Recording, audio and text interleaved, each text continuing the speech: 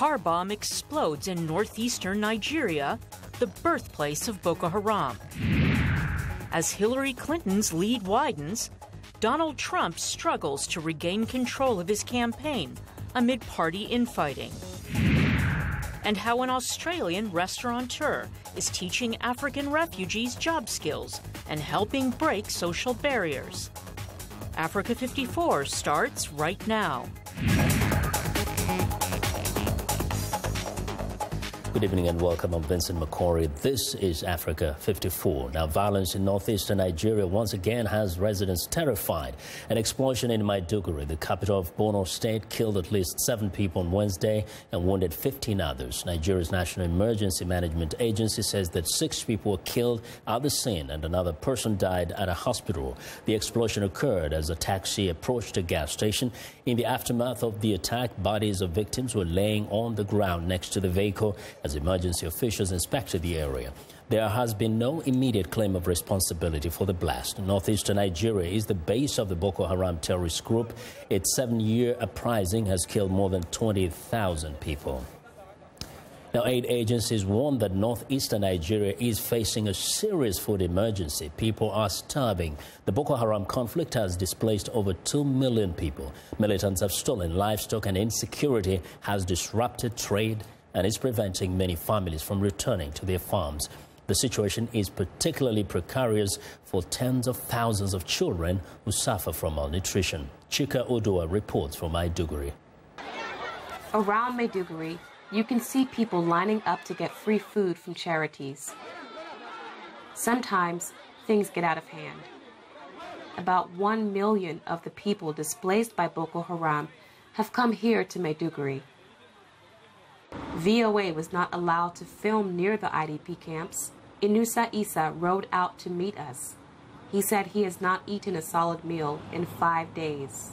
We are dying of hunger. Shortly after I came here, my wife died. We just lost a baby 3 days ago that my brother's wife gave birth to. My brother is dead. My father died not too long ago. The UN World Food Program has been handing out free supplements for children under 2 years of age since July. But some are ending up in health clinics, like this one run by the International Rescue Committee. They'll have swelling in both their legs due to protein wasting. We'll also see skin breakdown because, again, of protein wasting. We will see severe pneumonias because of when you start to feed, it'll go down into the breathing tube. We will also see congestive heart failure because their bodies are just not able to handle the fluid that comes into their body when we start to feed them. 2-year-old Mariam Ali could barely walk when she arrived at the clinic. Her dusty red hair, a telltale sign of vitamin deficiency. Her family had fled Konduga, about 40 kilometers away. She has recovered enough for her mom to feed her a nourishing peanut-based supplement. Staff say the sooner parents bring their children for treatment, the better. Doctors Without Borders treats the most severely malnourished children in this 110-bed facility. Dr. Jarvid Ali says at least 72 children died here in August. In other parts of Africa that I've worked in or in Asia, it's usually a chronic situation that at a moment leads to malnutrition or humanitarian crisis. But here, it's very acute. It happened more or less overnight. He estimates 1 in 7 children in the Borno State capital are malnourished. The situation in rural areas is a top concern. Only 48% of Borno today is accessible. So we don't even know what the true magnitude is. MSF has called for a massive relief effort. Nigeria's Emergency Management Agency responded with a statement that the situation in Maiduguri is stable. But people like Inusa look for food every day. Today, he got lucky. Chika Odua for VOA News in Maiduguri, Nigeria. Well, in East Africa, Burundi lawmakers have decided that they will no longer cooperate with the International Criminal Court. The nation's parliament voted overwhelmingly on Wednesday in favor of withdrawing from the ICC amid a growing dispute over political violence in East Africa and the East African country. Now, 94 of the 110 lawmakers voted to leave the jurisdiction of the ICC. The bill to remove Burundi from the court's jurisdiction will now proceed to the office of the president to be signed by President Pierre Nkurunziza, triggering a withdrawal process that will last a year. Earlier this year, the ICC opened a preliminary investigation into Burundi, focusing on killings, imprisonment, torture, rape and sexual crimes, as well as enforced disappearances. Well, now for more on Burundi's vote to quit the ICC, journalist Moses Avierimana joins me by phone from Bujumbura. Moses, now what has been the reaction to the passing of that bill?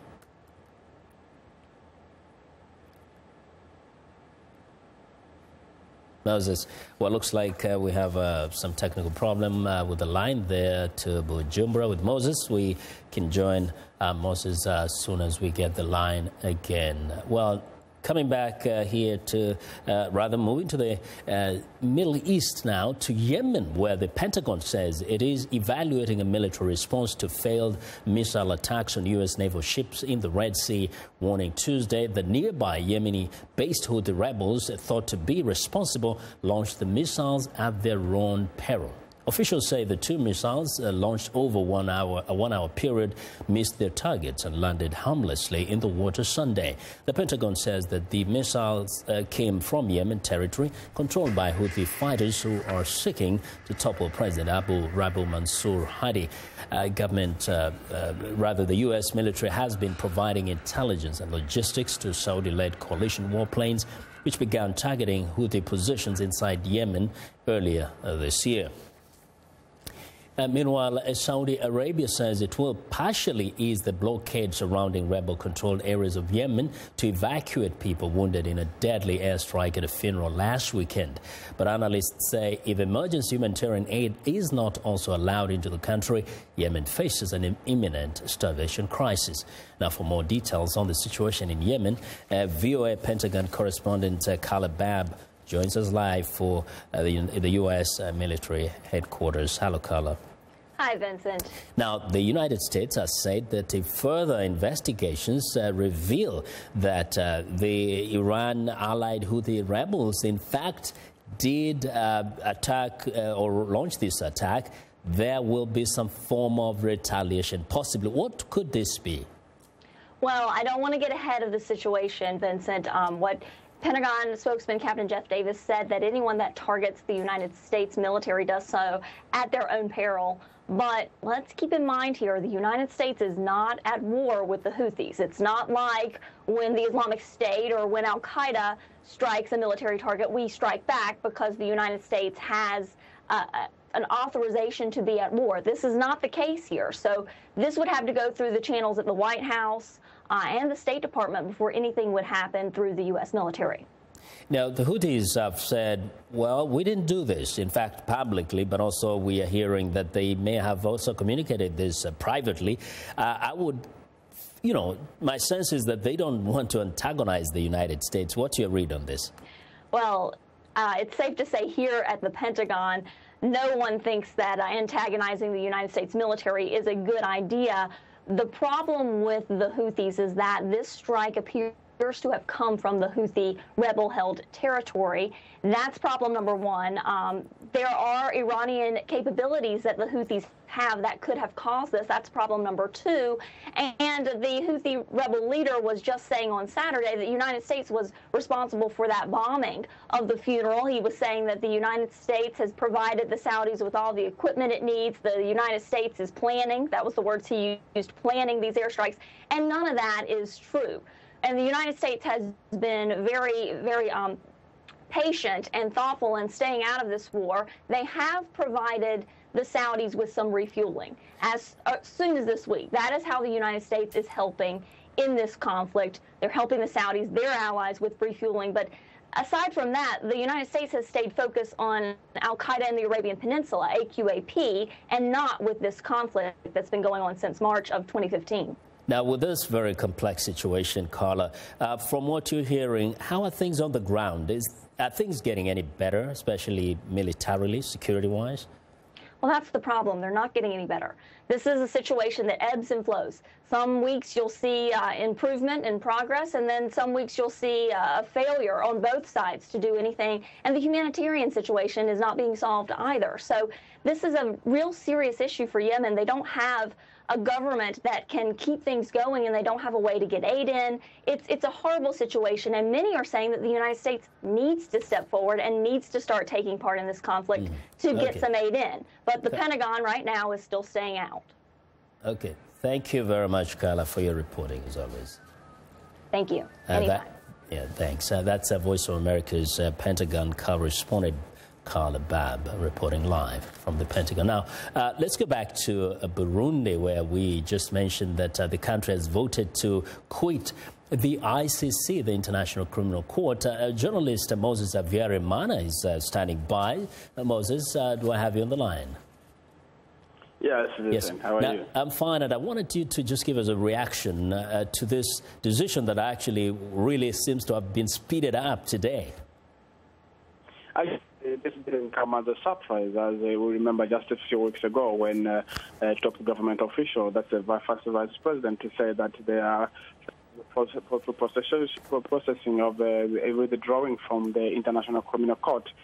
We understand 94 of the parliamentarians in Burundi voted for the withdrawal, with only 2 who were against the leaving the court. However, these 2 opposition members who were against raised concerns about the violation of human rights in the past since last year, where they said the government has failed to address these issues on the national level. So it was work for the ICC to bring the perpetrators to justice. So this one was one of the concerns by the opposition. Yeah. So now this means the ICC cannot come in, or at least Burundi doesn't have the obligation to cooperate. What are people saying now? What are the options for Burundi, especially those who are hoping to get some justice from an international court? Well, hopes are fading, of course. I spoke to one of the citizens who was saying, the government itself has failed to investigate on the crimes which have been committed since last year. And remember that the international community and also the Human Rights Office have accused the government and the ruling party supporters, the youth wing, involving in the human rights violation and torture and killings and targeted killings of the opposition leaders. So we don't see any time soon if the government will hold those who are accountable, whom are accused of committing these crimes. And according to the human rights, they say actually it's the government itself. All right, Moses, thanks a lot for reporting, for joining us today. That's Moses Avierimana reporting from Bujumbura, the capital of Burundi. Now, relief efforts are in full swing in Haiti after a devastating hurricane slammed the country last week. Local officials say the massive storm killed at least 1,000 people, and the death toll may rise with reports of a cholera outbreak. Meanwhile, the U.S. has said it is temporarily stopping Haitians from being deported. Earlier, I spoke by phone with the VOA's Jean-Paul Leroy, who is in Port-au-Prince. I got a chance to go to the emergency operations center. It's like you have a FEMA in the U.S., but the buildings are different. Yes, one-level buildings, so we have a lot of people working at the operations center. You can see all the trucks leaving the place and going to those regions affected by the hurricane. So food, medical supplies, I think it's a situation that they are trying to handle properly there.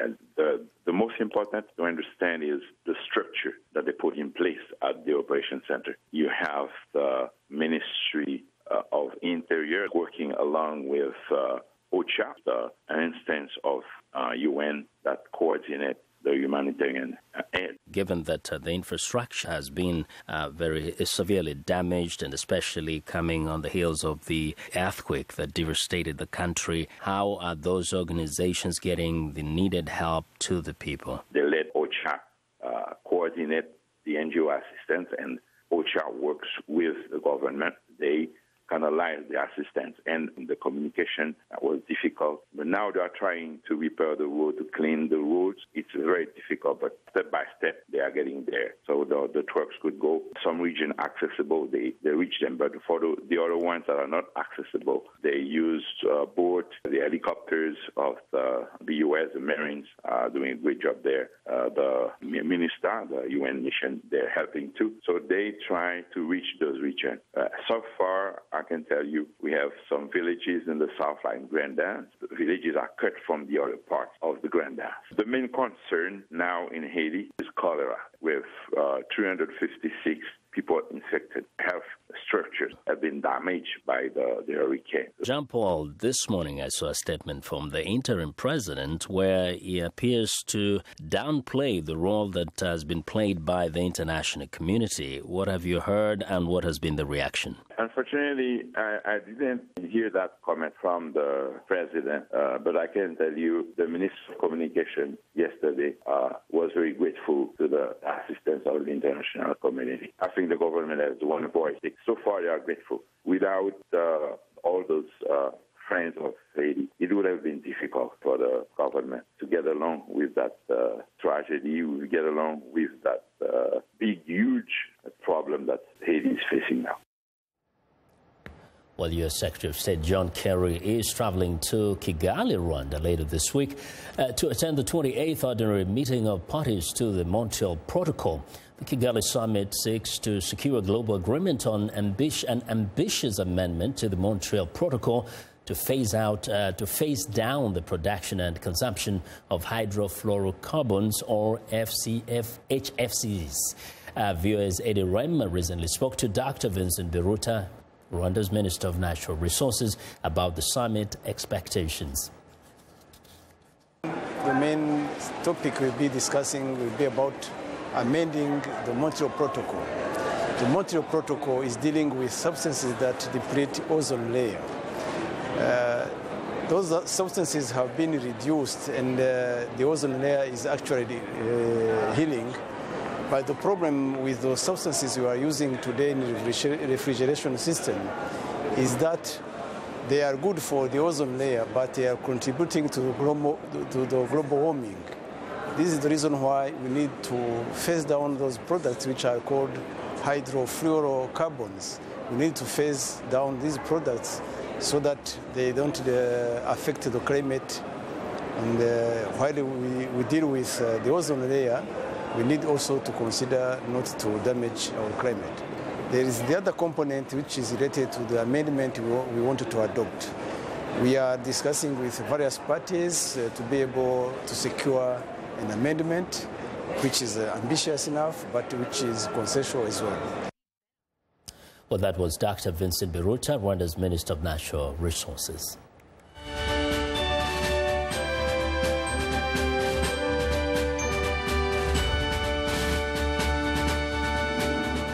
Presidential candidates are campaigning hard as the November 8th election day draws near. Democratic presidential nominee Hillary Clinton has seen her voter support rise after Sunday's second debate with Republican opponent Donald Trump. Meanwhile, Trump is continuing to deal with the fallout from the release of a video which offends women. VOA's Zlatitsa Hoke reports. In her campaign speech Tuesday in Miami, Florida, Clinton used the devastation caused by Hurricane Matthew to address climate change. Right now, the ocean is at or near record high temperatures, and that contributed to the torrential rainfall and the flash flooding that we saw in the Carolinas. Sea levels have already risen about a foot, 1 foot, in much of the southeast. Clinton warned that rising sea levels could cost Florida $400 billion in real estate losses within just one generation. Clinton said climate change also affects the nation's health. Mosquitoes that carry diseases like the Zika virus and ticks that carry Lyme disease are expanding their ranges.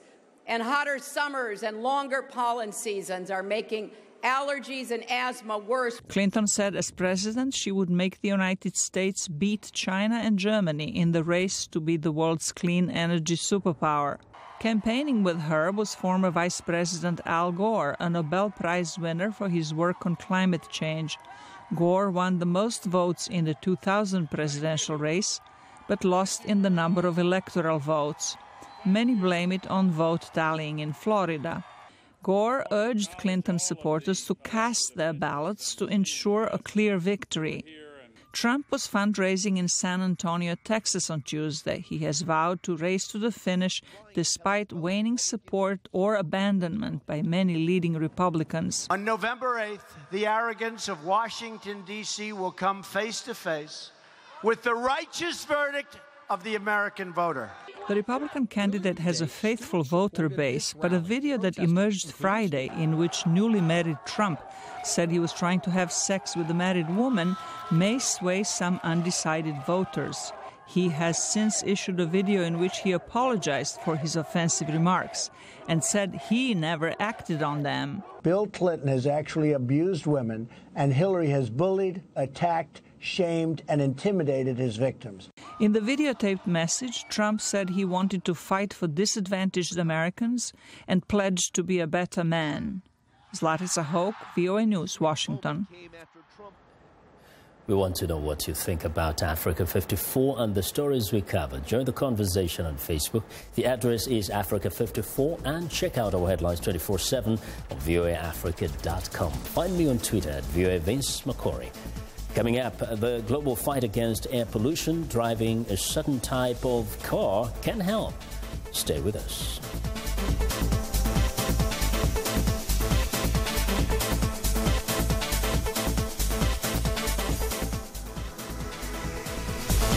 My name is Carla Babb.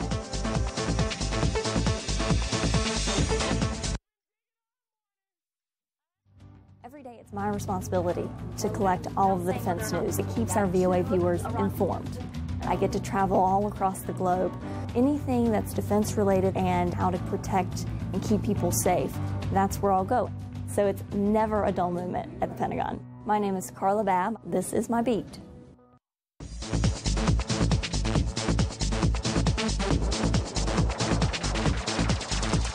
Well, the World Health Organization warns that 92% of the world's population lives in areas of high air pollution. Many European cities are pledging to phase out diesel cars, and there's hope that sales of electric vehicles could take over as its battery life improves. Here's Henry Ridgewell. The unseen clouds of toxic gases that choke London streets, revealed using infrared cameras normally used on oil refineries. The company that filmed this footage, FLIR Systems, says it shows air pollution as it is happening. Experts say pedestrians often don't realise how close they are to sources of so-called raw pollution. One of the difficulties of getting the message across to the public at large in these days is the fact that air pollution, although it's a major public health problem, is actually invisible. Not like the smogs of the 1950s and 60s when you not only could you see it, you could barely see anything else. So what exactly are we breathing in on traffic-clogged streets? The main problem that you're breathing in are the particulates, the soot from largely from diesel exhaust, which is the primary problem as far as public health is concerned, and that's responsible for maybe up to around 30,000 premature deaths across the UK. The other pollutant that's more recently become an issue is nitrogen dioxide, again largely from diesel. Diesel cars are seen as the main culprit of urban air pollution. German carmaker Volkswagen's attempt to fix emissions tests, known as Dieselgate, has sharpened the focus on phasing out diesel engines. It's quite clear that the car industry is feeling the pressure of public health crisis owing to air pollution in big cities in particular, and the aftermath of the Dieselgate scandal, and which is the reason why it's looking to produce newer electric models. At last month's annual Paris Motor Show, electric cars dominated the stands. Volkswagen has announced it aims to sell 2 to 3 million electric vehicles a year by 2025. Regulation of the industry could be higher. The industry could be held up to a much higher standards when it comes to emissions, thereby making the transformation to electrical vehicles quite fast. The World Health Organization released data last month showing that 9 in 10 people live in places where air pollution exceeds safe limits. Experts say electric cars could offer the solution, with the proviso that the electricity is generated using renewable energy. Henry Richwell for VOA News, London. Well, it's time now for a short break. Still to come on Africa 54, how an Eritrean restaurant owner is uplifting refugee women in need. We'll be right back.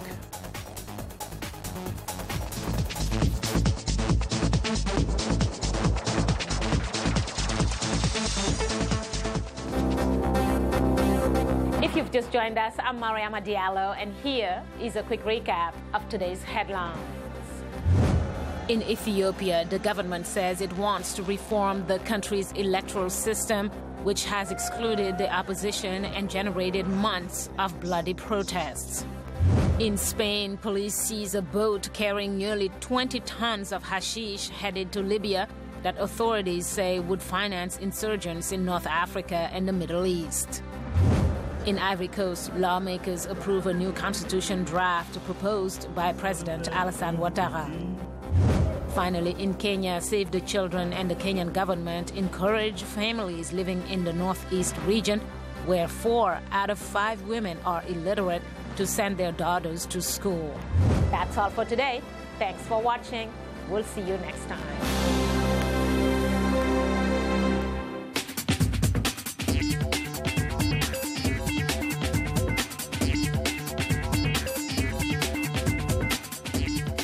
Welcome back to Africa 54. Here's what's trending. Samsung is scrapping its flagship Galaxy Note 7 smartphone less than 2 months after its launch. Now, the tech giant is finally pulling the plug on the device in what could be one of the costliest product safety failures in the tech history. The decision to scrap the Note 7 came after new reports of fires in replacement devices prompted new warnings from regulators, phone carriers and airlines. Samsung's decision to pull Note 7s off the shelves not only raises fresh doubts about the firm's quality control, but could result in huge financial and reputational costs. Well, and finally, this restaurant in Brisbane, Australia, is providing a taste of Africa, but in its own unique way. Now, the workers at Muoz are all female African refugees and asylum seekers. It helps the new residents to earn formal qualifications in hospitality, learn some English, and for many is their first paying job. But just as vital as is the chance to interact with their new community. Saba Abraham started the restaurant in 2006 after fleeing Eritrea. So far, over 140 women have been through Saba's restaurant training, and over 60 women are on a waiting list. And that is what is trending today. And that's our show for today. Now be sure to watch Africa 54 on our website at voaafrica.com. And for more news, tune in to VOA's evening radio show Africa News Tonight at 1800 UTC. And in the mornings to Daybreak Africa, that's between 0300 and 0600 UTC Monday through Friday. Thanks a lot for watching. From all of us in Washington, have a good night.